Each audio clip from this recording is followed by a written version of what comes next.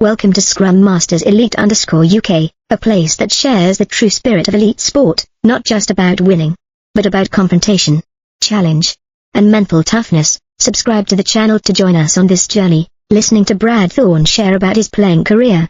What impressed me most wasn't his vast list of achievements or the number of titles he won, but the way he spoke about the battle. At 50 years old, having experienced almost every peak a rugby player could dream of, Brad Thorn doesn't look back with self-satisfaction or glamorous nostalgia. Instead, he reflects with something far more fundamental, a love of confrontation, a desire to test himself against the strongest, toughest, and most respected opponents. Through that, he reveals that the true essence of elite sport doesn't lie in trophies, but in the process of collision, endurance, overcoming adversity, and self-affirmation. Brad Thorn embodies a generation of players whose greatness is measured not only by skill, but by mental resilience.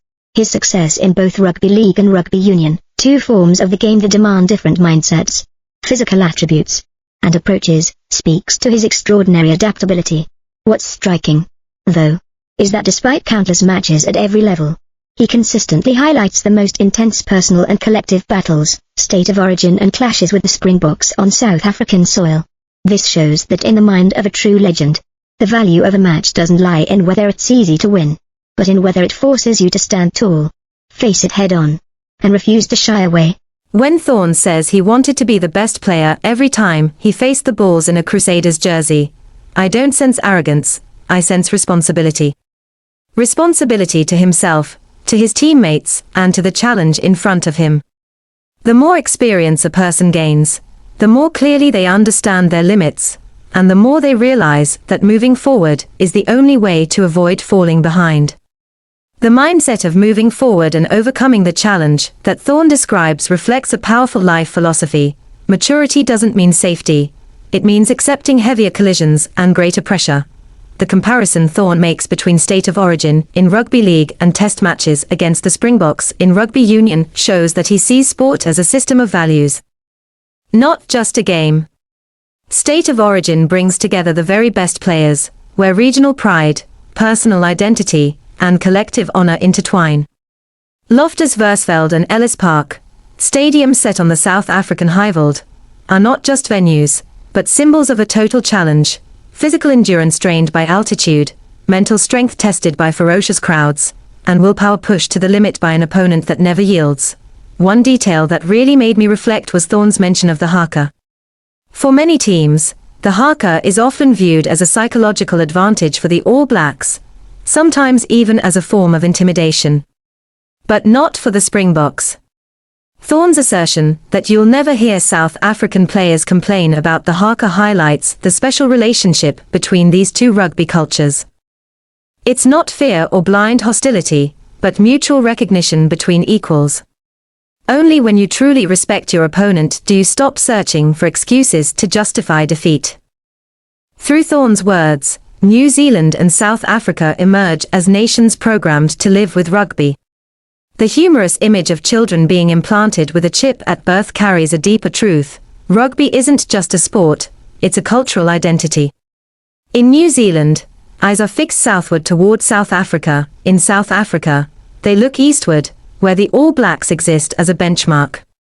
These two nations grow up with each other's image, compete with each other, and it's precisely that rivalry that fuels progress. I was especially struck by how Thorn described playing at altitude: dry, burning throats, shorter recovery times, bodies under greater strain, and then he concluded simply, "But who cares?" That sentence perfectly captures the spirit of elite sport. Once you step into the battle, all hardships become secondary.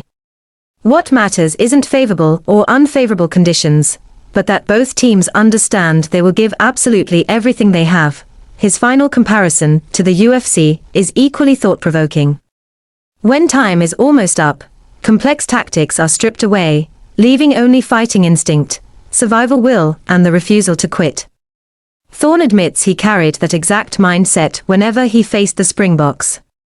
For him, those matches weren't just about executing game plans, but about moments where humans are most true to their nature, strong, relentless, and unmasked.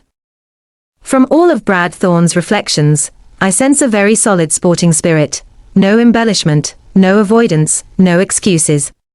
He doesn't talk much about winning, but about the feeling of being tested. He doesn't praise himself, he praises his opponents.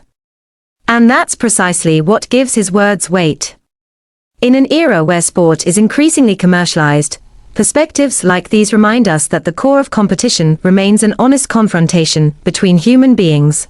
The greatest takeaway for me is this: greatness isn't defined by how many times you've won, but by how willing you are to face the hardest challenges. Brad Thorn loves matches against the Springboks not because they are easy, but because they force him to become the best version of himself. That's a lesson not just for sport, but for life itself. Seek out your own ultimate battles, because it's there that you truly discover who you are, and how far you can go. Brad Thorn didn't just win on the rugby field, he also conquered himself through his greatest challenges. If you're searching for strength in every battle of life, don't forget to subscribe to Scrum Masters Elite _UK for more.